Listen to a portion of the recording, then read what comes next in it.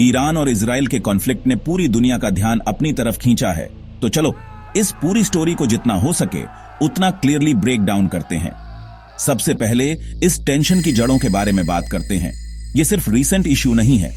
दशकों से ईरान और इजराइल के बीच पॉलिटिकल, रिलीजियस और स्ट्रैटेजिक डिफरेंसेस की वजह से अनबन रही है।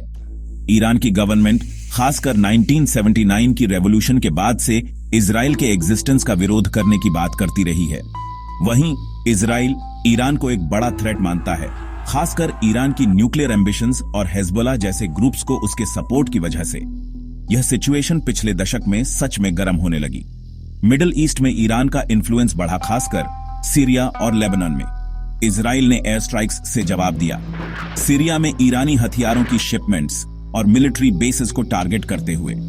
इन अटैक्स का मकसद ईरान को इजराइल के डोर स्टेप पर और मजबूत होने से रोकना था। लेकिन हाल के सालों में चीजें और भी ज्यादा एस्केलेट हो गईं।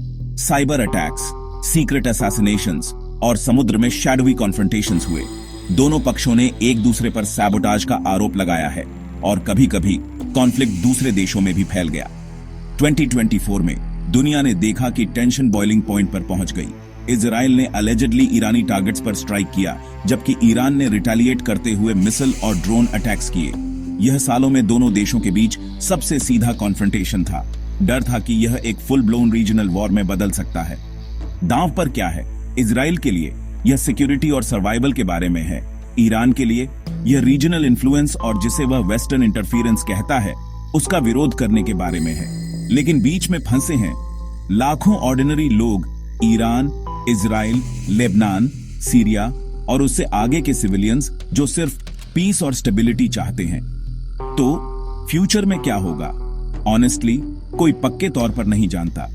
डिप्लोमेट्स हालात शांत करने की कोशिश कर रहे हैं, लेकिन रिस्क्स बहुत ज्यादा हैं। यह ऑनगोइंग कॉन्फ्लिक्ट सिर्फ मिडिल ईस्ट को ही नहीं बल्कि ग्लोबल पॉलिटिक्स को भी शेप करता है, ऑयल प्राइसेस से लेकर इंटरनेशनल अलायंसेस तक।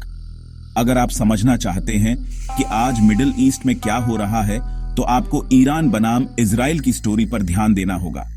यह कॉम्प्लिकेटेड है, यह डेंजरस है और यह अभी भी अनफोल्डिंग है। देखने के लिए थैंक्स।